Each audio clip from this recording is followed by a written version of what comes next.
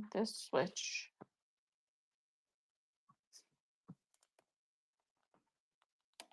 Good morning. Welcome in. Sorry, my camera is not switching view for some reason.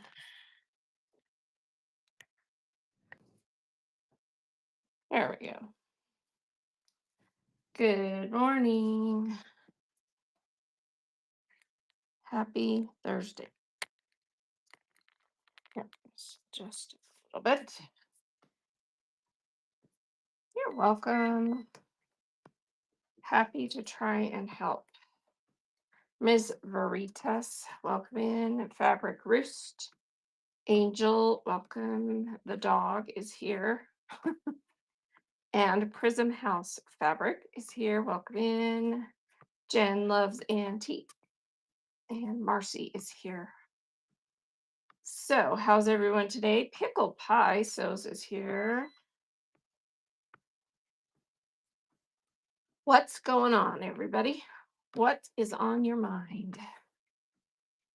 How's things today? Queenie is here. How are you today? Welcome in. So today, I wanted to talk a little bit about the shipping from the aspect of the how you do your print your shipping labels and your ship packing slips. So they have an update coming out soon that will reduce the amount of information that goes on the packing slip to make it much more efficient. It's more modern looking and it will be much more efficient to fit more on one page so that if someone buys a lot, you're not having to print out, a big old roll of labels. So that's exciting. So they're, working on getting that rolled out pretty soon. And let's see, they were supposed to have an update show yesterday. And I guess they decided, good morning, that they didn't have anything completely ready. So they postponed that until March, sadly. But they're working really hard on a bunch of really awesome updates. So everybody, keep your fingers crossed. Those should be coming out soon. And lots of good stuff coming down the pike for sellers to make our lives easier, make things easier on the platform. Do you print your shipping labels before you pack your boxes? In my case, no. But we do, because I have help, my husband and I do a bin system. So when we sell items, as if it's a pre-cut item, it just goes right into a bin with their name on it. And then on the back end, we just pack and print on site.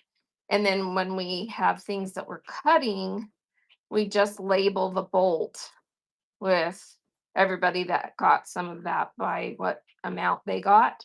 And then I cut it and those go in their bins. So, but people who sell where you use a numbering system, most of those people print before they ship so that they can have the packing slip and then pull all of the numbers for that order. So it just depends on your process, what works for you.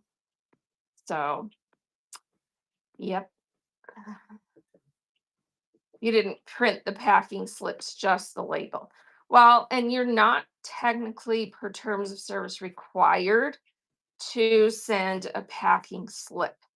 I think it's good practice to print and send a packing slip for two reasons.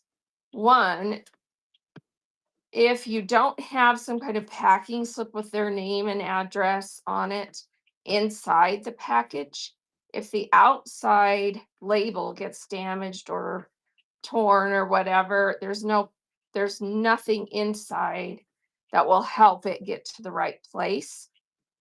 And two, a lot of people, want some kind of packing slip that so they know where it came from. Because if it's not really obvious from the label, they'll be like, what is this? Especially a lot of people who order a lot off of Whatnot. They want to remember where it came from so that they can leave a review. So or or at least be like, "Oh yeah, I remember this." So, I think it's good practice to include a packing slip. And that has is in the process of being greatly improved so that it won't take as much paper or labels to include a packing slip. So, in most cases, you'll be able to, hey, superpower Sue is in the house. How are you, friend? You'll be able to print just one page. So that's awesome. Yeah, four labels is crazy. Every and the bigger sellers were pulling their hair out because can you imagine, if you sell, 400 items and have 200 orders, how much that is. It's crazy.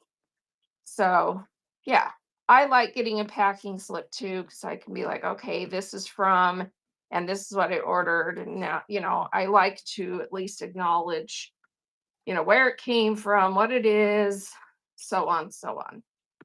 So, yeah, exciting to have Sue here. How's it going? Hope your hubby's doing good. And Texas is treating you nicely. I know you guys, well, where you live, did you guys get the crazy storms or has it been pretty calm at the coast?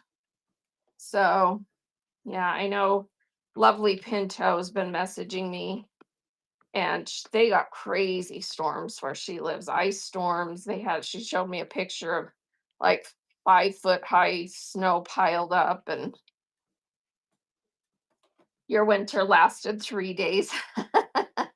I know. Yeah. So you live in a great area for weather. So can't complain, right? And we've had the weirdest winter in Utah, almost no snow. The mountains have gotten dusting, but in the valleys, we've had just like, a few flakes here and there that nothing ever stuck. It's crazy. You took your mom to the beach. That's awesome. So in fact, I saw a picture the other day or a little video the other day someone posted on social media and it said, kids sledding this winter, and it showed people on like flattened cardboard boxes sliding down dead grassy hills because that's how little snow we've had. So crazy. Hey, Faye West, good morning. How are you? All my friends are here. Awesome. So, um, anyway, yeah, the packing slip is getting improved immensely, and there are a lot of people that like it. Oh, your mom's visiting from Mission. I don't blame her. I'd be there too.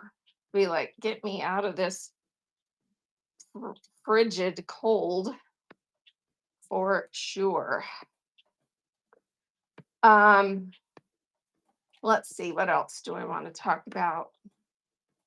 I want to talk about consistency.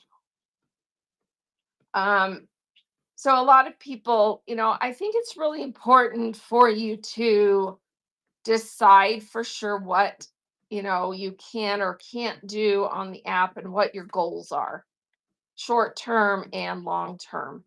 And then that determines your consistency. And some people, just want to hang out. Some people want to do a show every once in a while. Some people, that's all they can do. Some people want to, be like king of the hill in 3 months or less. You just have to decide what works for you and what you can do and what your goals are, and make sure that when you set those that you're being realistic and that you're really thinking through what it's going to take to achieve what it is you're thinking you want to do. So really do some, searching in there in your brain and in your soul to decide, okay, what can I do? What's going to work for me? Write it all down and make sure that you're focused on that. And then whatever you can do once you've kind of determined that is going to be your consistency. And no matter what the consistency is, you do have to have a reasonable amount of exposure and showing up, even if you're not having shows, showing up in other people's shows, showing up in shows like this, networking, you've got to have a little bit of exposure so that, you're relevant. Does that make sense? People need to know who you are, what you do. And just by hanging around and interacting and being there for other people, it gets you a decent amount of exposure to help when you do want to go live and have shows. But your consistency really does determine your trajectory as far as how much you grow, how fast you want to grow, what it's going to mean for your business. You can't expect to have, one show a week or one show a month and, be a premier seller or be making enough money to support yourself. It just isn't going to happen. You've got to be realistic about what it is you want to do, what your goals are, and decide, you know, what it is, and then work towards that. And then if you decide you can do more, then you reset new goals. Just decide that and be laser focused on that for you. Because I think a lot of people make the mistake of, oh, I want to do this. And they, get some stuff ready and they start having shows and then it doesn't go great. And they just kind of fizzle and stay at fizzle and then think that, oh, this just doesn't work. This isn't going to work.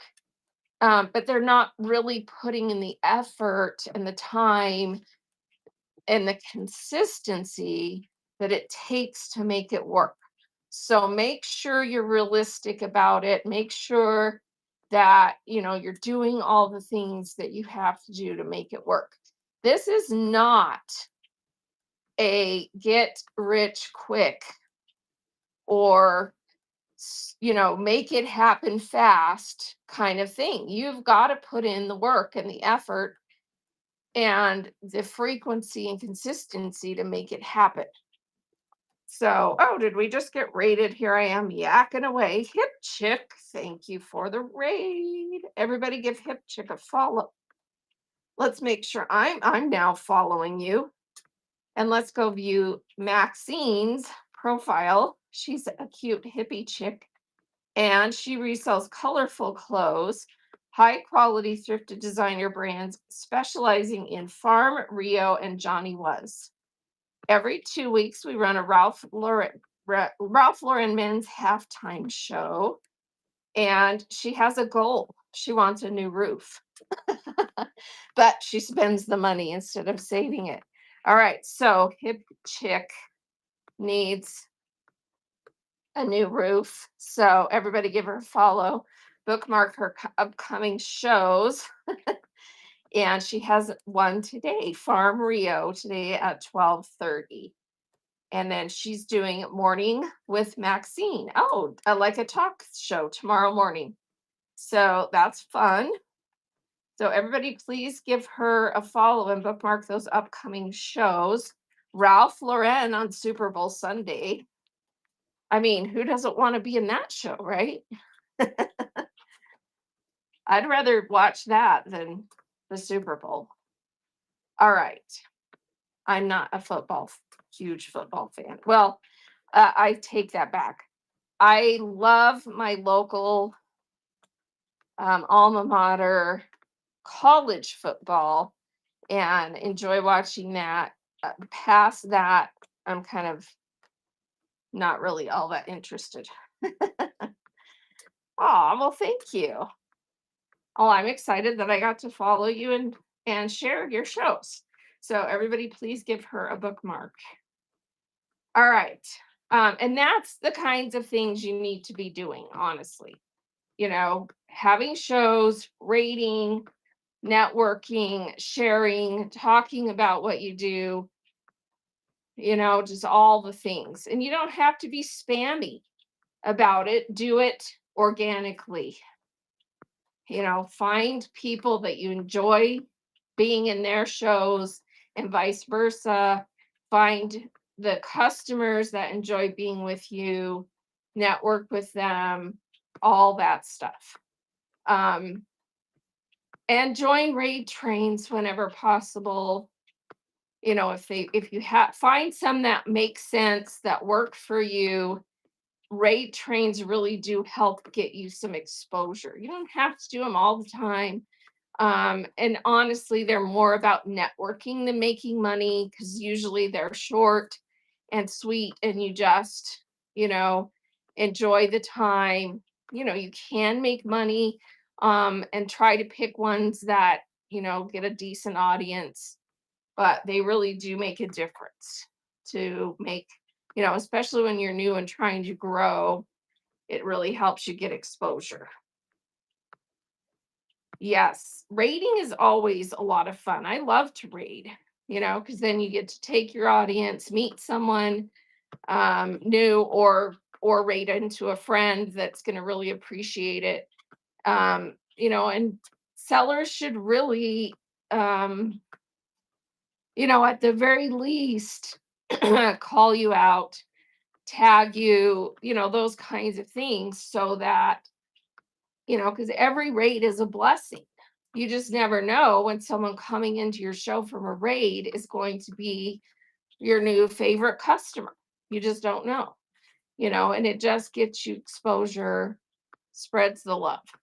So, very community minded thing to do and really helps you grow. All right. So, we were talking about packing slips. We were talking about you don't know what a raid train is or how it works. So, a raid train is a raid, but it's a scheduled raid. So, a raid train is where someone decides they're going to do a themed or, some kind of special event where they either invite or allow people to sign up for a specific time slot, and they send out a link to either, some kind of software or a spreadsheet where people are allowed to go in and sign up for a time slot on a special day that this raid train is going to be held on. And all the different sellers sign up for a time slot. So some raid trains, the shows are 5-10 minutes, some of them are half an hour, some are even an hour. Most raid trains are somewhere between 30 minutes and an hour, but there are a lot of them that are short ones. And so then on the day of the event, the first person in the raid train, which is usually the organizer or someone who gets, kind of gets it started, and then they raid into the next person on the schedule and so on until the end. So it's just a way for, to there to be a scheduled event with a theme usually, and everybody raids into the next seller on the list. So that's what a raid train is. And raiding is very simple. When you end your show, you just click the little down arrow, and instead of ending the show, you can see your options are minimize, create a raid, or end. So you're going to create a raid, And then you're either raiding into someone that you chose if it's a regular show, or if it's a raid train, you raid into the scheduled the net person next on the schedule. Faye says it was hard for me to raid with few in my show, um, but I'm over it now. No one thinks about the numbers; they just appreciate the raid. Yes, yeah, because I think some sellers think, oh, I only have 3 people in the show. It's embarrassing to raid. Don't even think about it. Still raid because that's how you get some traction as a new seller is to just really, and a good seller isn't going to even acknowledge the low number.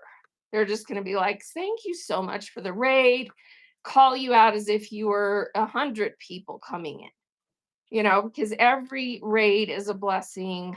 Every, bit of community is huge. It just, it's just being a team player. So, we all want the app to be successful, and there's room for everybody to be successful because everybody's on at different times, everybody has different vibes. um People are going to find the shows that are in the category they want to shop in, or that are the type of people they like to shop with, have the stuff they want.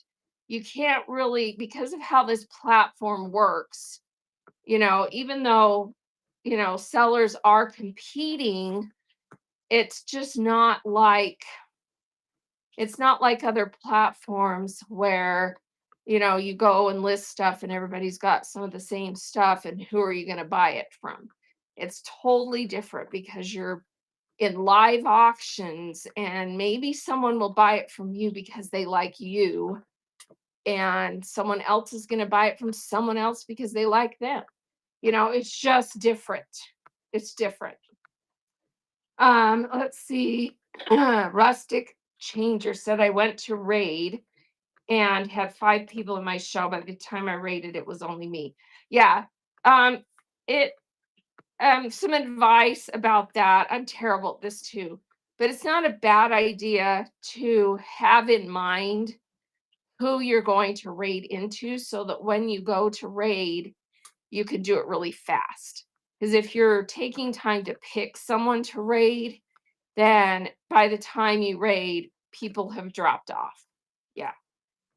So, or yeah, it's not a bad idea to ask them to hang on just a second so that you can, you know, actually raid with some people, and yes, put some kind of emoji in chat, or stick around and give love and tell them who you're raiding and why. That way they'll stick around usually for a second. So, and it does help if you're raiding into something relevant that they are interested in. Doesn't always have to be that way.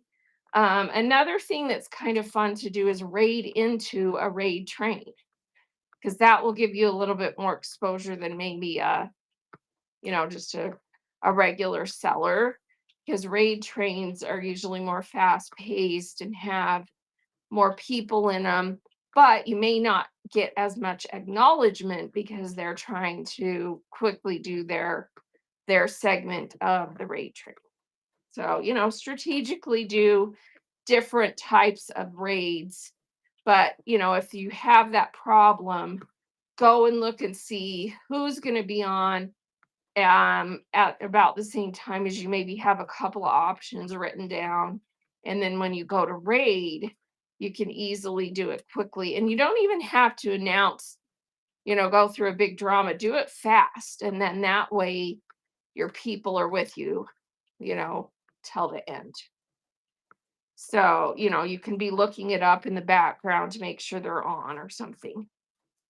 How much do you pay to ship a gift card? I don't think I set something up right. It's calling for ground advantage. Yeah, you should be able to ship a gift card in a plain white envelope for the 70, whatever it is, 78 cents rate. So let me pin the envelope shipping guide for you. there's a couple of things you have to make sure you have set up correctly. So I just pinned this, tap the picture, tap it again, take a screenshot. It's kind of boring. Read through that. I need to redo this and make it more user friendly, and I just haven't had time.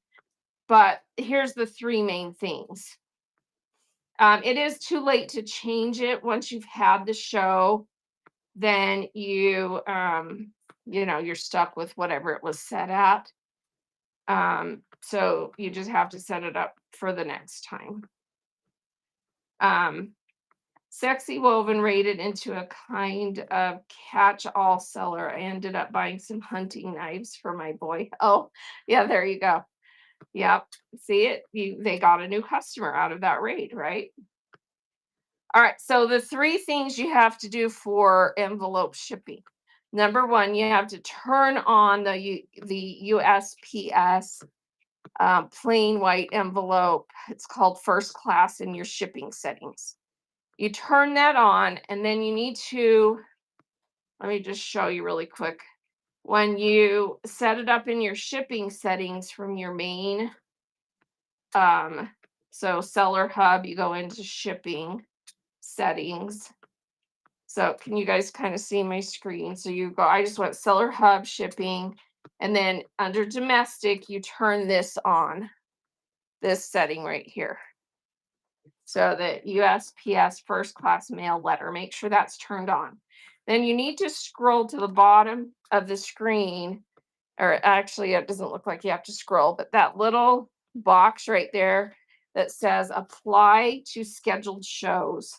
If you don't click that before you hit save, it actually updates your main profile settings, but it does not update it to your existing shows. And I think that's the thing that most people miss, is updating it to your existing shows. So that has to be turned on. And then the second thing is that you have to put it in the category of either stickers or trading cards.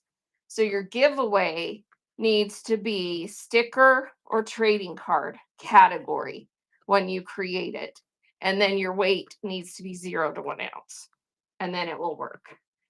Won't that apply to all your shipping for the show? No, that just applies for things that are a sticker or a trading card category 0 to 1 ounce. So any listing that meets that criteria will allow the envelope shipping. And then if the person buys stuff in your show, then the giveaway just gets mailed with their order. It doesn't get sent separately. It just bundles it with their order. So that shipping setting only applies, to the listings that meet that criteria. So all the rest of all the rest of the items you sell will, be shipping per whatever category and weight they are set up for. Yeah, you are welcome. All right, so that's how you do it. So yeah, just take a screenshot of that and read through it. Make sure you have it set up correctly for next time, and then it should work. Once you get it set up correctly, it works every time. I haven't had any problems, with that once you get it set up. And thanks for asking. All right. So yeah, let's talk about rating again for a second. Just, think about who you might want to rate into, look it up beforehand, and then have it written down. Because inevitably, if you don't have it written down or have it in your show notes or something like that, then you'll be like, oh, wait, who was it? How do you spell their name? And then it's going to take you a second to figure it out. You can also, um,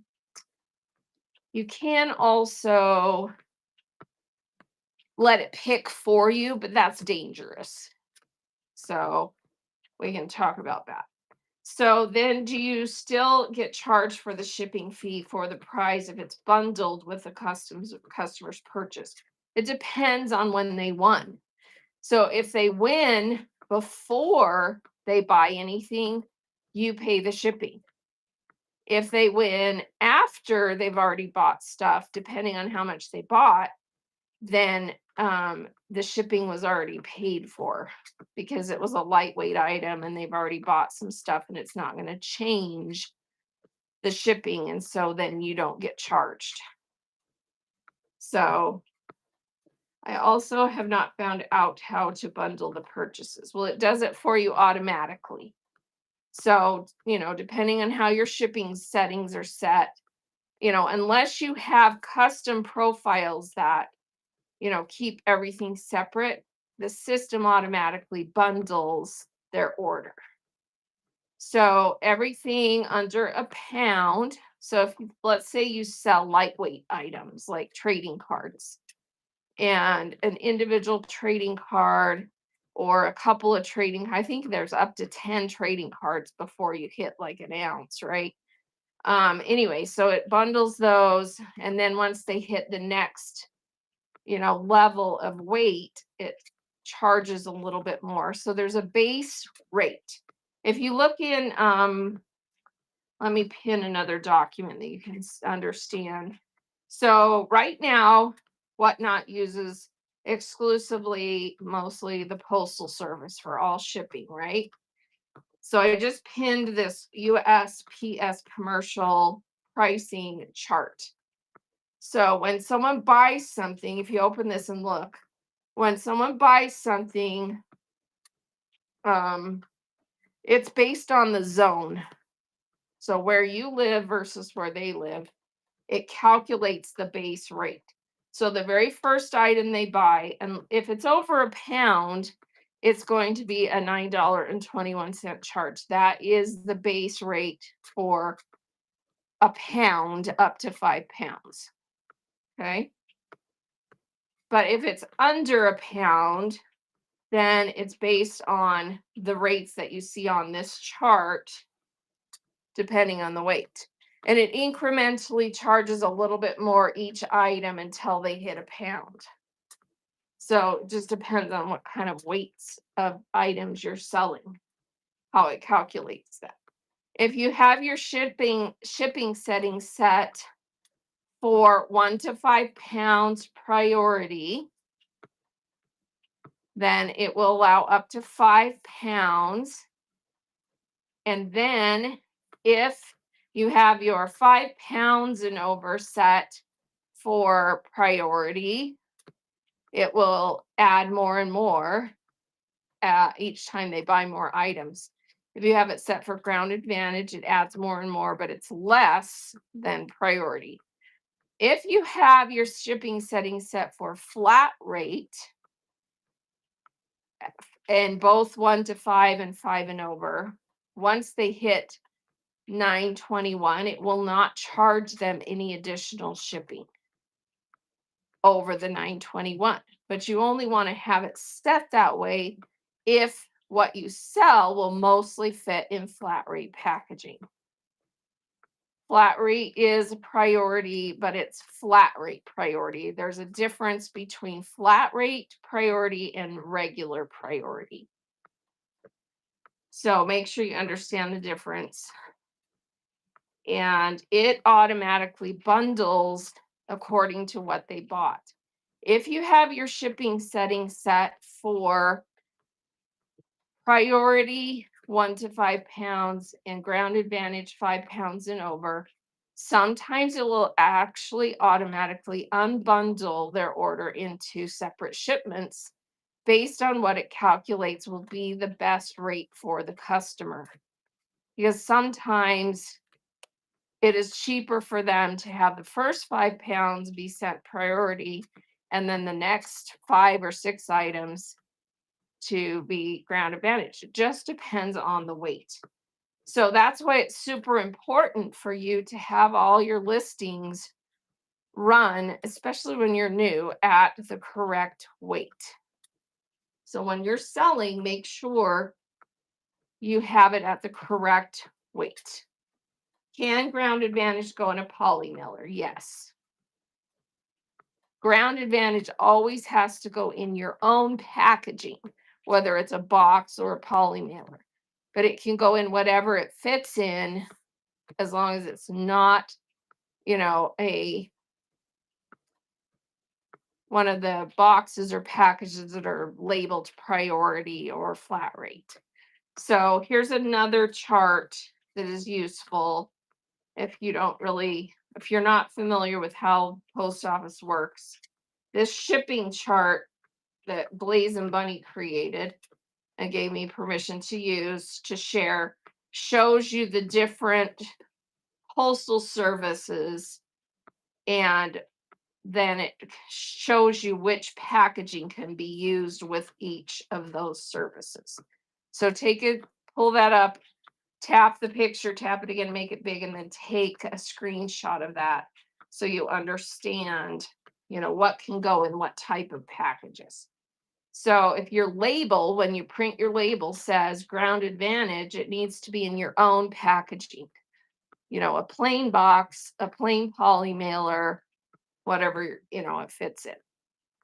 If the label says priority, it needs to be in either your own packaging with the priority label or one of the postal service boxes that say priority mailing box, but not the one that says flat rate. The only thing that can go in a flat rate is if your label says flat rate, and it makes you choose which flat rate package it goes in. Okay. All right. So tonight is your second show and you weighed every item. Yeah, that's important when you're new. Now you'll see more established sellers selling everything at the same weight. And you're like, how is that possible? It's possible because they sell at such a high volume and they sell so frequently that they actually pay a good portion of everybody's shipping because they can afford to, because they have a lot of buyers. Things get bid up. They sell at such a fast, high volume that they're willing to pay part of the shipping. So they sell everything at the same weight. They usually have their settings set for flat rate. And then on the back end, when they ship, if it won't fit in flat rate, they either use their exceptions or they pay part of the shipping.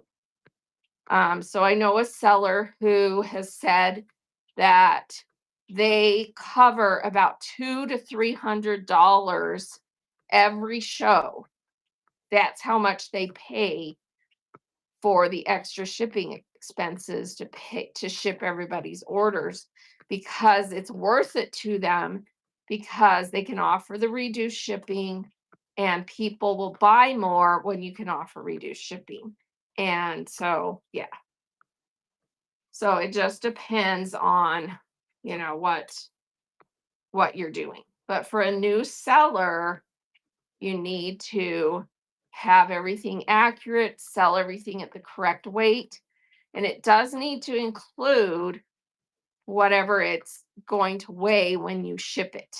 So the packaging.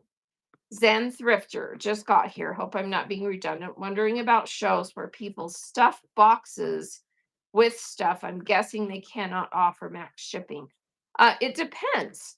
So if they're a big seller who's, gets everything bid up high and they're willing to cover the cost, they might offer reduced shipping still. But usually, you're right. Usually, they would have it set with a custom shipping profile that only allows one per box, meaning they're selling it as a full box.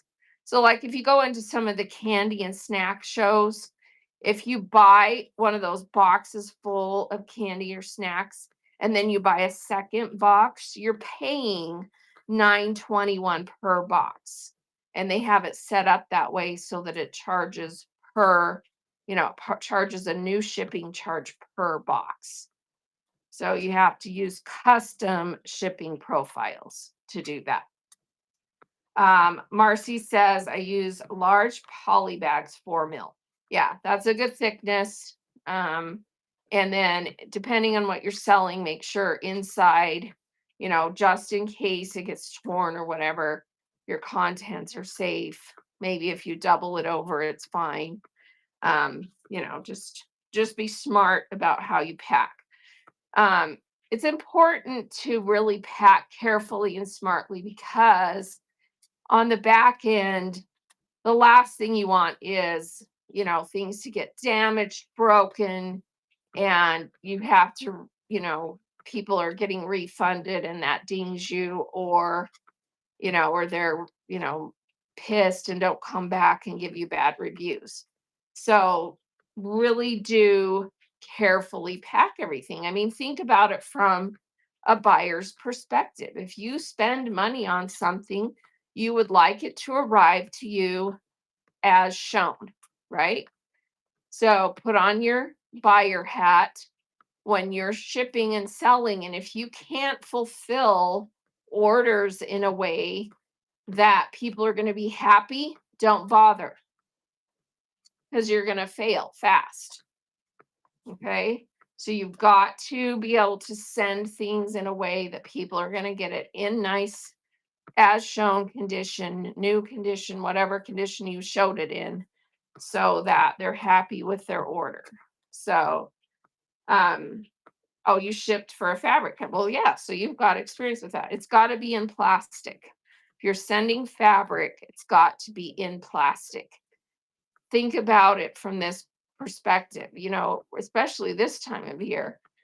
If you put fabric in a cardboard box and it gets thrown on someone's porch and the porch is wet or it rains and there's a rain exposure and they aren't home and they come home and they get that package and it sat on the porch for 2 hours getting wet, what condition is their fabric going to be in if you didn't have it wrapped in plastic? It's going to be ruined, right? So you just have to, make sure whatever it is you're selling and shipping is shipped in a way that people are going to be happy.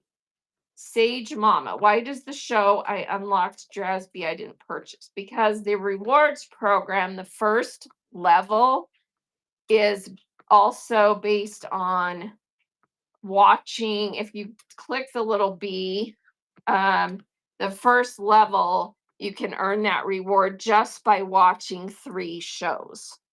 So see the little, if you click the little Drasby up there, the first level.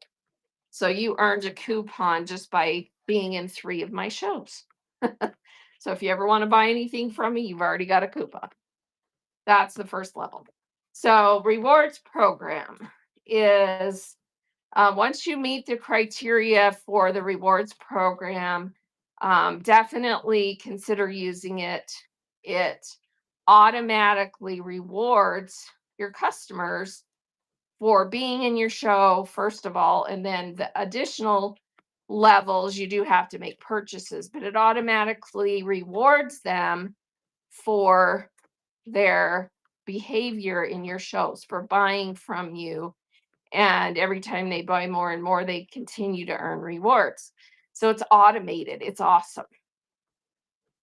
Let's see. Some of my customers were complaining that my reward was $1 off 7, but I don't sell anything that is 7 or more. So then you need to set it up so that it's a little bit lower. So next season, make sure you set it up for a lower amount. Because, yeah, that doesn't make sense if you don't sell anything that is 7 or more. So I can see why they would not be thrilled with that because, that you're basically saying you're going to have to bid it up to more than that to get the reward. So, or do some bundles, put some bundles in your show that are more than that. So there is an opportunity for them to use that coupon. Does that make sense? So think it through when you set it up so that it makes sense with how you do your pricing. No, No. Yeah, it means so if you put it for $1 off $7, it doesn't it only applies per purchase. So they need to have bought something that item is at least $7. It's not an increment. Yeah. Yeah, so when you set it up next time, do like a dollar off, $4 or $5, whatever your normal starting, or your average price. And you can look at that in your analytics. So in the analytics for the rewards program, go look at all of that and it will tell you, what your average purchase price is. And that's probably what you want to be the base. So like if your average purchase price is $4 or $5, then that's what you want to have as your, level for them to get the discount. Yeah. I think the next reward season starts in March. So yeah, March 2nd. So you'll have to have it set up for that one. We just got rated. Vintage Chick. Thank you so much for the raid. Vintage Chick is an awesome seller. Everybody, please give her a follow. Here is her profile, and I love her cute little new logo she's using with the little chick. And she's often on in the mornings selling fabric. Her next show is tomorrow at 6 a.m. my time. She's on the East Coast. I'm on the West. Well, not coast, but I'm in the West. So I'm mountain time. And she has amazing stuff. She has a very good aesthetic with all kinds of really cute vintage stuff, thus her name, and always has amazing finds. So be sure you have her followed and bookmark her upcoming shows. So lots of shows on the schedule there. And she's wonderful. So thank you so much for the raid. And let's tag her in chat again. Make sure that everybody gives a Vintage Chick a follow. She's wonderful. For Queens, we are streaming fabric at 11 a.m. Central. Well, let's go check you out. So for Queens, just tagged you. Let's go view your profile. First of all, let me get you followed back. Thanks for coming in. 4 women working together to sell unique items. The shiny Queen of Diamonds will bring you all of your jewelry. Her Royal Highness Queen of Clubs will bring you fantastic upcycled clothing. Love that. The sweet and loving Queen of Hearts will bring us all of our entertainment, and the Queen of Spades handles all of your shipping needs. So 4 ladies working together to make this happen. That's exciting. And Tuesday and Thursday fabric sale, fat quarters, and then half yard and 1 yard specials today at 10 my time. Can everyone please give them a bookmark? I love that you guys are all going to work together. I'm excited to kind of see how that works for you. Are you sisters? Are you friends? How are you making that happen? That's exciting. So bookmarking your upcoming shows, and they are doing the right thing. They've got shows scheduled way out. That's the way to do it. Have it scheduled out as far as possible so that people can be bookmarking those shows as you have shows. So very cool. So 92929. Okay, so I sent you a message in your regular account to see if you still have access, and you didn't respond. So I'm curious about why you're not able to get in on your phone, and are you able to get to message them through your email that was connected with that account? I'm confused about that because your computer, I understand your computer crashed or fell and got broken, but why did you not have access through your phone? So explain that to me. because your phone should have been logged in. Isn't that what you use to stream? Okay, they shut it down because you tried before you went in on your phone, you tried on a computer to get back in on a different computer. So you do stream with your phone. So when the computer got damaged, why didn't you log in on your phone? That's what I'm confused about. Because you should have still had access through your phone. Or when you crashed the computer, did it? I mean, why would it have affected your ability to log in with your phone? That's what I'm confused about. Because I can see why customer service is confused too, because you went in and tried to log back in somehow, and then they think someone's trying to you couldn't remember your right, but isn't that automatic on your phone?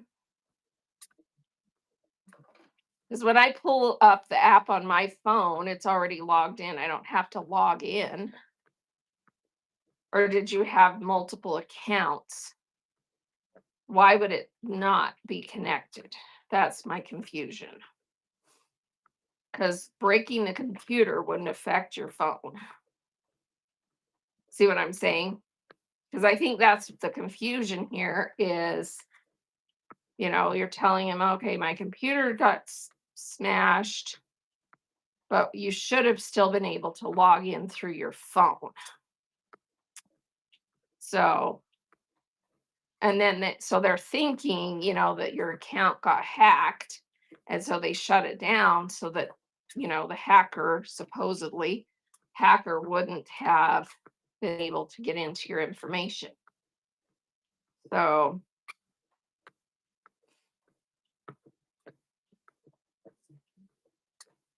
just one until they shut it down. I couldn't remember the password after the chaos ensued. Okay. Right, but I'm just saying it should have still been logged on your phone. It doesn't make sense to me that just breaking the computer, which would log you out on your phone. So I think that's where the confusion is that, anyway. So I'm going to pass along your regular username through my channels and have that. It might expedite them looking into it. It might not. Um, I just wanted to make sure that I did bring out my husband's computer, no app, right. And so it wasn't stored on his computer. But like I'm saying, I'm confused about why you weren't able to log in on your phone. Because if you use your phone to stream, you should have just been able to open your phone and get into you tried the computer first. Okay, that's the problem. Okay. Yeah, so you made the mistake of pulling out your husband's computer and trying to get in instead of just going on your phone. Is that correct?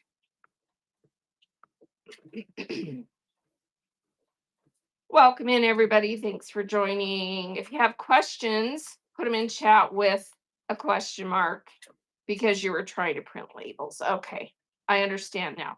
Okay, so that will help me explain to them what happened, and I will forward that, and hopefully, I can't promise that anyone will get to it any quicker, but maybe, you know. So, because it is hard to communicate with customer service, but you need to explain to them what I just went through with you, because they're probably not understanding why you wouldn't have been able to just access it through your phone. But that makes sense now. Okay. Oh, you're welcome. Like I said, I'll try, but I can't promise anything. Sage Mama says, I see all of these amazing thumbnail photos that show off everybody's shows. Any hints on where you get or create them? So I use Canva, Canva. That program. They do have a free version. Um, it gives you limited access to do a bunch of different things, including AI. And a lot of people are just using different um, AI image generators. Most of them you do have to pay a subscription. But yeah, I use Canva AI. That's the one I found the most useful. I like Canva because when you create an image, it gives you several options and it also allows you to edit the options because sometimes AI, well, definitely AI makes mistakes in spelling or puts weird words in and you have to edit them. So that's why I like Canva AI. Chat GPT I've used as well. I don't like it as much as Canva because even though you can get some amazing images, it doesn't give you a lot of choices. And once you've created it, it's hard to edit it. So that's why I prefer Canva. But there's other programs too. If anyone wants to shout out what they're using for to create their thumbnails, please share. So yeah, you have Canva already. Perfect. Yeah, they have AI now, image generator. Make sure you use the three colon four size when you create your image, because that's the one that will create a rectangular image that will fit the thumbnail. So 3-4 size. And yeah, that's what I've been using. And there are some advantages to some of the other ones where you can incorporate, have it look at photos and create something based on, your photos, especially if you want like a caricature of yourself in your images, stuff like that. So, yeah, but there's lots of stuff out there. Yeah, so anyone else that's using a program to generate your images for you, please share. Space says I use Chat GPT, but sometimes it adds an extra arm or gives you, yeah, exactly. It does weird things. All of them do. And that's kind of why I like Canva, because if it generates one you really like that has a mistake, you can go in and fix it. So that's why I like Canva. Whereas on Chat GPT, it's hard to get it to fix it. So yeah.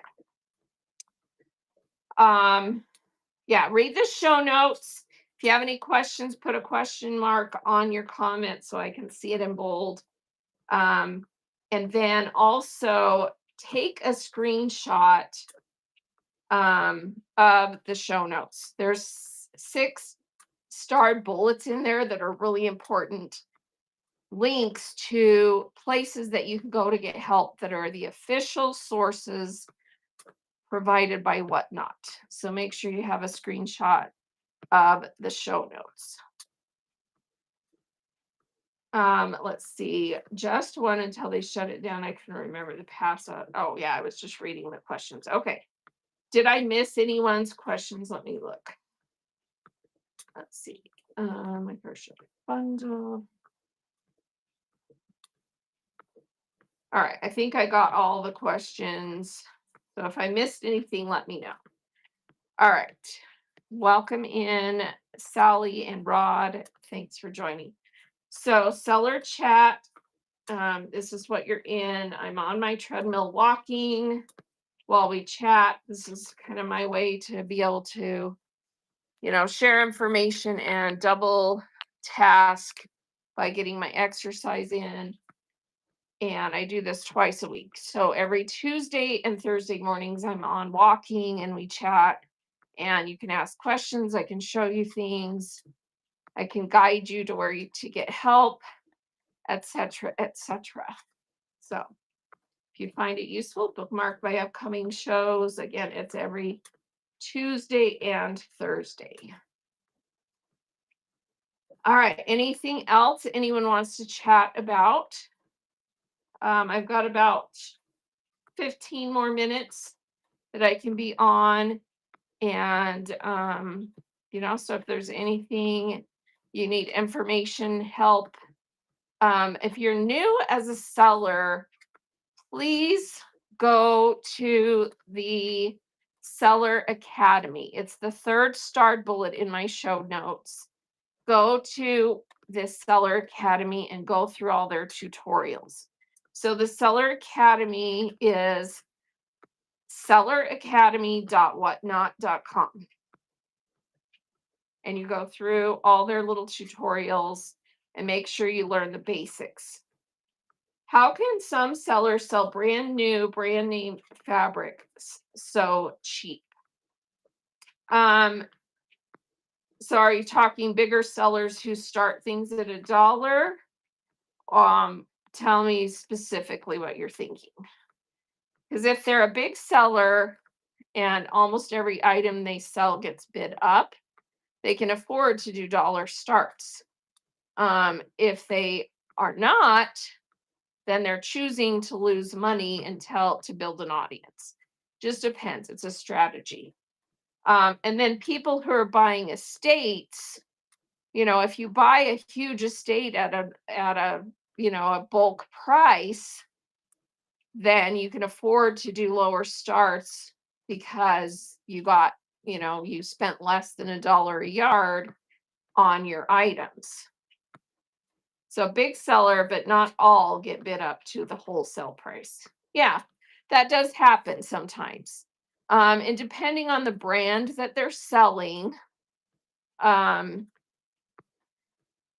some technicalities there. If they are buying new wholesale on Bolt with some of the brands, their terms of service should require you to start it at, retail price. They either got special permission to do lower starts or it's not required. And because of the volume they're selling at, they're willing to let a few pieces go below cost. It's just the same strategy as the Costco chickens. So Costco sells their whole, rotisserie roasted chickens for $5. It's a loss leader. It's a loss leader. It gets people in the store. They put them at the very back of the store. You go shop and buy 500 other things. Who goes to Costco for one item? They might, but they never make it out of the store with one item, do they? So, yeah, it's a loss leader. It's a way to get people in the show. It's a way to, get people in the store. And every once in a while, people get distracted, or it's just a piece not everybody wanted, and it sells for $1, $2, $3 instead of 6, 7, 8, 9, $10, whatever, right? I don't do dollar starts. I every once in a while I do a dollar start, but it's just not my thing, and it doesn't have to be your thing either. You decide what's going to work for you. I don't do it partly because I don't have the business model where I can be on every day at the same time and build a huge audience like some of the bigger sellers have. I just don't have that luxury. I have a granddaughter I babysit, I have a life, and I can't be as consistent. And so, in order to be able to do dollar starts, you've got to be really regular, really consistent, and build an audience that will come in and bid things up. So, Marcy says, I started dollar starts on items I knew I didn't need to make any money on, like fat quarters, but then larger fabric cuts, I started at my minimum cost plus 10. Yeah. So, you decide your pricing and be consistent with that. And then if you build up to a point where you can start offering lower starts and you're comfortable with it and it helps you sell more, great, go for it. You just have to decide. But be very careful if you are buying wholesale that you meet their terms of service, because some of the fabric brands require you to sell at a certain price. You're not allowed to, do lower starts. Yes. Anticipation builds. It's crazy that um, we can bring someone in, he already has 100,000 bookmarks. It's going to be interesting to see if the servers hold and the whole app doesn't crash. I'm sure they're doing whatever they can to make sure it stays live, but it's going to be interesting, right? Should pricing change for raid trains? Only if they're requiring you to change your pricing.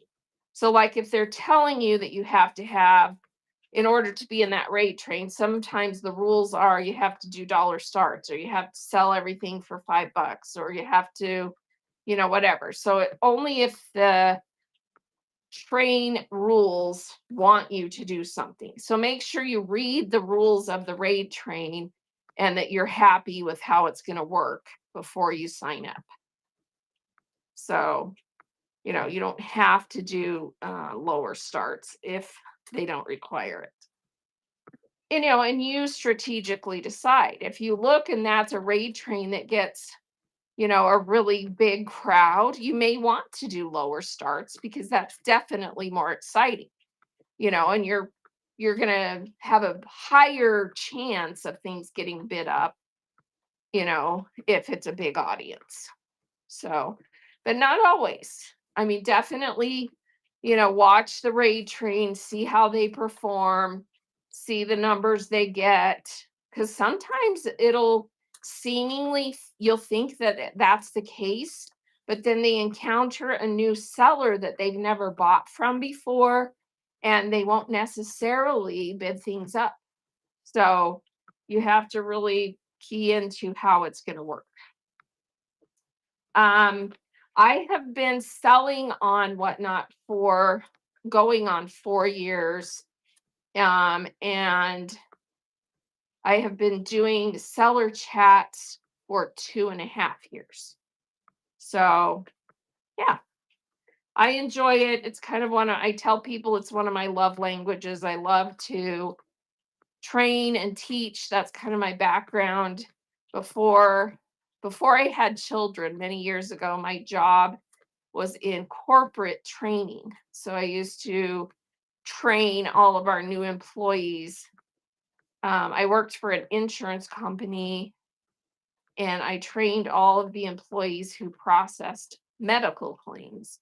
And I taught them how to use our computer systems. I trained them on medical terminology and coding and all of that stuff.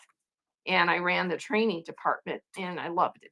So I created training programs in a bunch of different topics.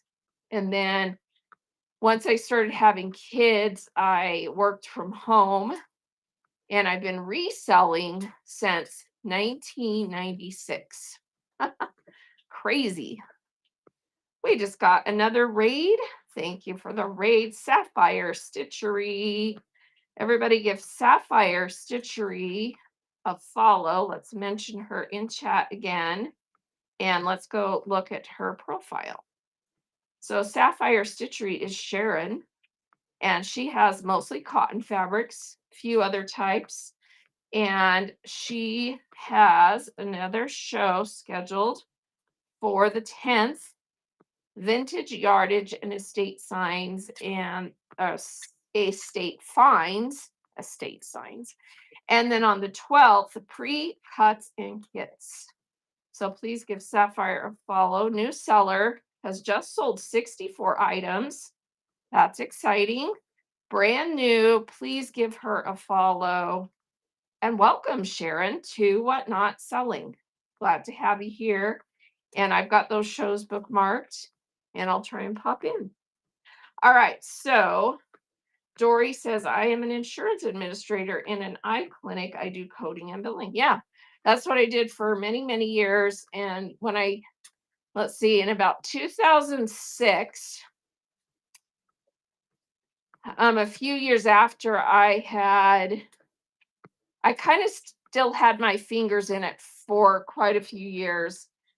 But one of my previous coworkers contacted me and said, "Hey, do you want to continue billing?" And I said, "Yes, if I can do it from home." So from 2006 until June of 2024, I worked from home doing medical billing, and I did that for many years. That's what I did through the whole time. My youngest daughter just graduated high school last year, and it is her first year of college this year. So and we were doing much better. Well, we were doing well enough on Whatnot that I just didn't want to have that distraction anymore. So after that many years, finally quit that job. So yeah. Do you do anything special when you got 100 or 1,000 sales? I didn't back when I first started, just because it happened so fast that I didn't even think about it. But you should. I think it's important to, celebrate those big, things that happen that are important in Whatnot selling. So, and that 1,000 sales is a big deal. Every once in a while when we hit a new, mark of number of sales or number of followers or something, we'll do a special celebration show. So it's fun to do. It brings people in, do a fun giveaway or something. And, it's definitely worth, anything that's fun that you can do special will definitely help bring in some audience. People love a party, right? So definitely do that. Let's see. Fabric Guru says, if my website shows that my new shop fabric is 643 a half yard, how can I sell it and Whatnot when I can only choose 6 or 7? Should I do flash sales? So yeah, if you want to match your website pricing, you're going to have to do them as flash sales. So maybe choose the clearance stuff that you can do as auctions at a little bit lower start, and then do your newer fabric as flash sales. And then you can set it, at a price off, and it'll be, it's not going to be exactly 643, but you can come close, right? So go to Cheap Girl and see how she's doing her flash sales. And that's not a bad idea. The only down is, I would say, if you have something that's in demand, it needs to be an auction item, because then you're going to get a better price, right? Because you have the potential for it to get bid up. If it's just your average blenders, your, normal stuff that people just want to stock up on, those great for flash sales, and just do them, just do them on a regular pace. You can either do them where you feature them, or you can just do them in the background where people can buy it whenever they want. But you do have to always draw attention to your buy it now, especially if you have nice items in the auction. People tend not to shop the buy it now because they want to stay in the auction and not miss something. So if you want your buy it now flash sale items to sell, you need to feature them or run them as flash sales while you're showing them. So, I mean, you have some stuff that can sell in the background, but you need to always draw attention to it, or give them time away from the auction to be able to go shop the bin. I'm running a giveaway. Everybody go check out the bin, stuff like that. Should I do priority or flat rate shipping? It depends on what works best for you. So you sell fabric mostly, right, Nelson?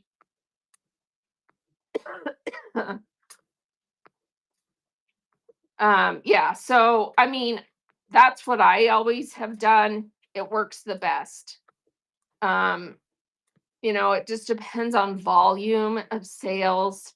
If you tend to have one or two people that come in and buy everything, sometimes that gets frustrating.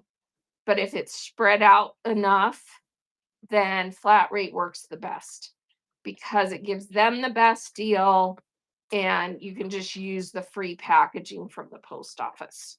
So, because you can fit a lot of fabric, especially quilting fabric. You can fit a lot of fabric in a flat rate box. So you put it in plastic, you squeeze the air out. My tip for people is take a large flat rate box, tape it, put it on your table, on your shipping table, upside down, and you can stack the fabric exactly to the dimensions of the box. Slide it in a plastic bag, squeeze the air out, and bam, you fit a ton of fabric right in the dimensions of the box. And, you just measure to see where you're at height wise, because you've got to stay under 6 inches, but you can put up to about 8 inches stacked, squeeze the air out, and still get it in there. So, yeah. And you can do the same thing with the other sizes of box. Hey, Trish, welcome in. Rock Man, welcome in.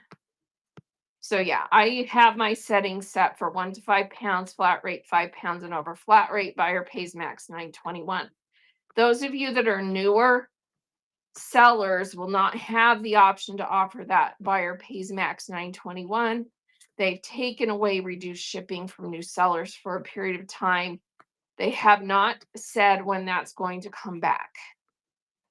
And I think it's going to be individualized. So once a seller has reached certain levels, they'll probably give you the opportunity to offer reduced shipping. They took it away because it was causing too many problems. Too many new sellers did not do their due diligence and learn how to ship, and it was creating nightmares. So, and they haven't said specifically what is going to be tied to getting the reduced shipping per shipper back. It's just I think it's going to be individualized. Like you'll have to hit certain marks and ask, or they'll just give it to you. I don't know yet. We haven't heard. All right. I need to get going. How's everybody on everything else? Any specific questions? Let me make sure I didn't miss any.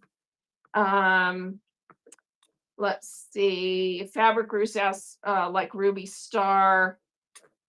Let's see. Yeah. So, yeah, I think I answered that accurately, right? That, you just do what is going to work. But, definitely when you're newer, don't do dollar starts if you can't afford to do them. Now, if you have a strategy where you're going to be on every day at the same time for the rest of eternity, and you want to go from 0 to, biggest seller on Whatnot in 3 months, then you have people that will come on and do dollar starts from the get-go because they're willing to take a loss for a certain amount of time to build up their following. I think that's kind of scary. It just depends on, if you're the type of person who can do that or not. And if you don't already know that you're the type of person that can do that, you're probably not, if you know what I mean. Some people are magnetic. Some people just have the kind of personality. They are just, they're hot to trap and people will support them. They're fabulous. They already have proven that on other things. They have built YouTube up, they've built something else up, or they bring in an audience with them from another platform. They can afford to do that. The rest of us probably not. Oh, you're so welcome, Lynn.